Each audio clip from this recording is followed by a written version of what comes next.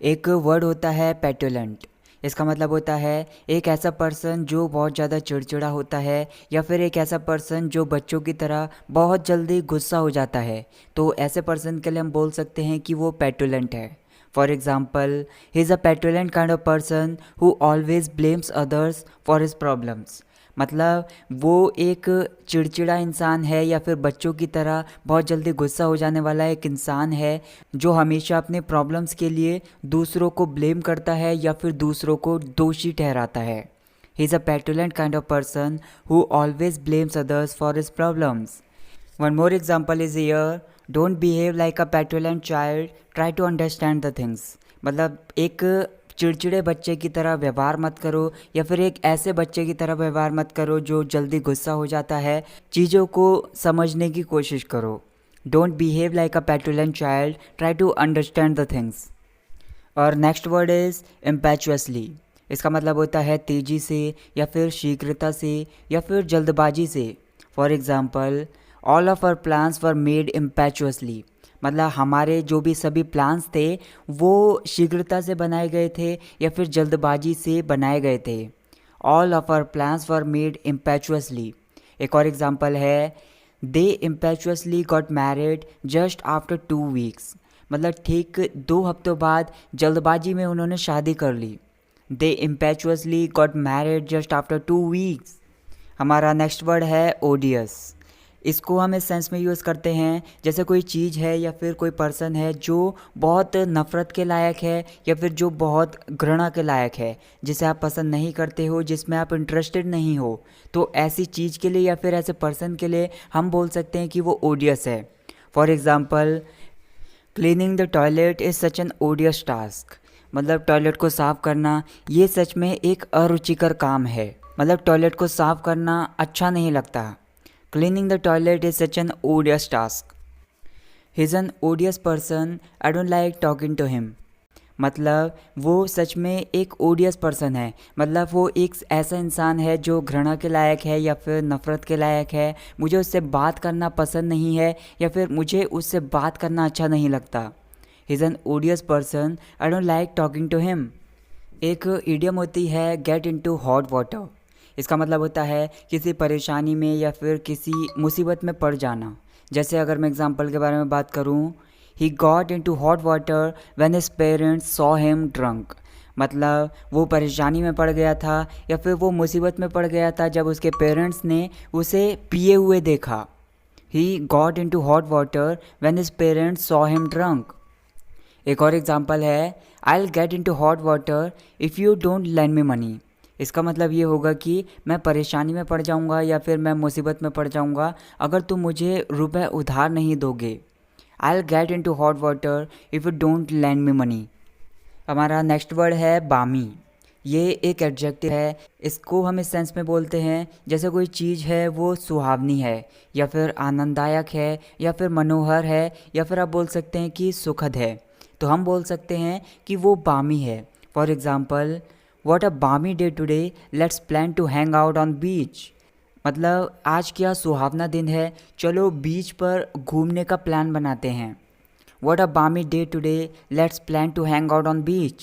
एक और एग्जांपल है, it's really a balmy surprise to मी। मतलब ये सच में मेरे लिए एक आनंददायक सरप्राइज़ है, या फिर सुखद सरप्राइज़ है। It's really a balmy surprise to मी।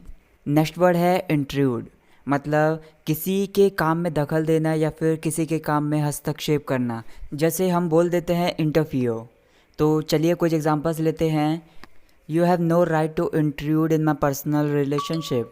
इसका मतलब ये होगा कि तुम्हें मेरे व्यक्तिगत संबंध में दखल देने का कोई हक नहीं है। You have no right to intrude in my personal relationship. एक और एग्जांपल है, I didn't mean to intrude in your life. मतलब तुम्हारे ज़िंदगी में दखल देने का मेरा कोई भी मतलब नहीं था। I didn't mean to intrude in your life. अगला वर्ड है आउस्ट। इसका मतलब होता है किसी की पावर को कम कर देना या फिर किसी के अधिकारों से उसे वंचित कर देना। जैसे अगर मैं बोलूँ, I will oust him from home. मतलब मैं उसके घर में रहने का अधिकार उससे छीन लूँगा। या फिर आप सिंपली बोल सकते हैं, मैं उसे घर से निकाल दूँगा। इसका मतलब ये होगा कि I will oust him from home. एक और एग्जांपल है he should be ousted from power, मतलब उसकी जो भी पावर है उसकी पावर को कम कर देना चाहिए या फिर उसके अधिकारों से उसे वंचित कर देना चाहिए। He should be ousted from power. हमारा अगला वर्ड है प्लेसिड। इसको हम किसी पर्सन के लिए यूज़ करते हैं, मतलब एक ऐसा पर्सन जो शांत नेचर का रहता है, एक ऐसा पर्सन जो काम एंड पीसफुल रहता है, बहुत जल्दी एक्साइटेड नहीं होता है, गुस्सा नहीं होता है, शांत रहने वाला है। तो किसी के बिहेवियर के बारे में बात करते हुए हम बोलते हैं कि वो प्लेसिड नेचर का है, मतलब शांत नेचर का है। जैसे अगर मैं एग्जांपल के बारे में बात करूं, Gungun is a Placid child doesn't disturb anyone, मतलब गुनगुन एक शांत नेचर की बच्ची है, वो किसी को परेशान नहीं करती है। Gungun is a Placid child doesn't disturb anyone. एक और एग्जांपल है I like her Placid behaviour, मतलब मुझे उसका शांत व्यवहार अच्छा लगता है। I like her Placid behaviour. हमारा अगला इंटरेस्टिंग वर्ड है अलिविएट, मतलब किसी के दर्द को कम करना या फिर किसी के कष्ट को कम करना या फिर किसी का कोई कष्ट है उसको हल्का कर देना। जैसे अगर मैं एग्जांपल के बारे में बात करूं, doctor gave me a tablet to alleviate the pain, मतलब मेरे दर्द हो रहा था तो उस दर्द को कम करने के लिए डॉक्टर ने मुझे एक टैबलेट दी। Doctor gave me a tablet to alleviate the pain. एक और एग्जांपल है take this tablet it will surely alleviate your pain, मतलब इस टैबलेट को ले लो, ये पक्का तुम्हारे पेन को कम कर देगी या फिर उसको हल्का कर देगी। Take this tablet it will surely alleviate your pain. अगला वर्ड है स्कैंटी, मतलब अल्प या फिर कम। जैसे एग्जांपल है I can't believe in your scanty information, मतलब तुम्हारी कम इन्फॉर्मेशन में, तुम्हारी कम जानकारी में मैं भरोसा नहीं कर सकता या फिर विश्वास नहीं कर सकता। I can't believe in your scanty information. एक और एग्जांपल है why have you eaten scanty amount of food, मतलब तुमने इतना कम खाना क्यों खाया है। Why have you eaten scanty amount of food. Next word is lunatic, मतलब पागल या फिर बेवकूफ़। जैसे एग्जांपल है I am so afraid of being pillion rider of him because he rides bike like a lunatic, मतलब मुझे उसके पिलियन राइडर बनने में बहुत ज़्यादा डर लगता है क्योंकि वो जो बाइक चलाता है वो पागलों की तरह बाइक चलाता है या फिर बेवकूफ़ों की तरह बाइक चलाता है। यहाँ पर एक वर्ड है पिलियन राइडर, इसका मतलब होता है जो बाइक में पीछे की साइड बैठता है, तो उसको हम बोलते हैं pillion rider. I am so afraid of being pillion rider of him because he rides bike like a lunatic. एक और एग्जांपल है try to come out of your lunatic behaviour, मतलब अपने पागलपन से बाहर आने की कोशिश करो या फिर अपने बेवकूफ़ों भरे व्यवहार से बाहर आने की कोशिश करो। Try to come out of your lunatic behaviour. Next word is overt, मतलब खुले तौर पर या फिर खुल्लम खुल्ला। जैसे एग्जांपल है don't make any overt move against opposition party, मतलब अपोजिशन पार्टी के खिलाफ या फिर विरोधी पक्ष के खिलाफ कोई भी खुले तौर पर कदम मत उठाओ। Don't make any overt move against opposition party. Next word is deceitful, मतलब कपटी या फिर बेईमान या फिर आप बोल सकते हैं छली।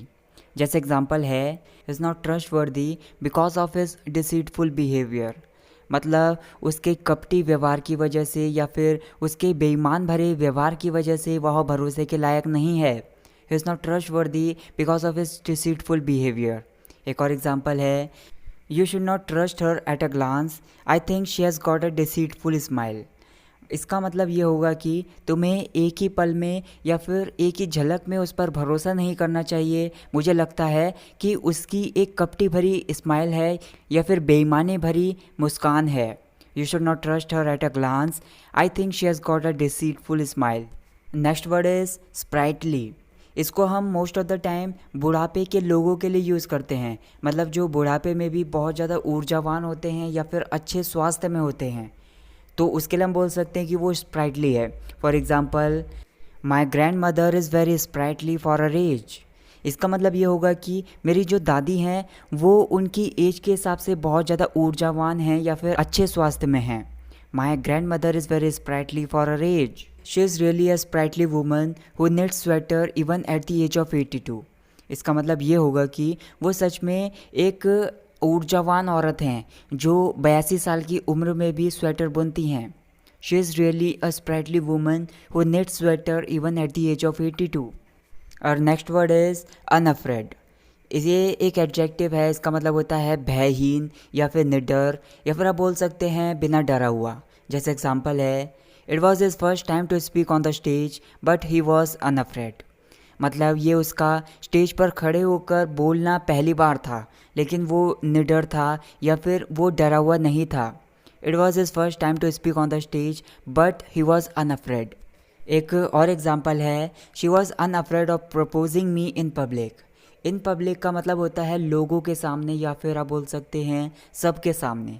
इसका मतलब ये होगा कि सबके सामने प्रपोज करने में वो निडर थी या फिर डरी हुई नहीं थी। She was unafraid of proposing me in public. So that's it guys for this video. Guys आपके लिए होमवर्क है, आपके सामने दो वर्ड्स हैं। First one is sprightly and second one is impetuously. इन दोनों वर्ड्स को मैंने इसी वीडियो में लिया है, तो मैं चाहता हूँ कि इन दोनों वर्ड्स के ऊपर अपने खुद के सेंटेंसेस बनाकर मुझे कमेंट सेक्शन में बताइए। और अगर वीडियो पसंद आई तो वीडियो को लाइक कीजिए, शेयर कीजिए। Thank you so much for watching this video. I will catch you in the next video. Take care.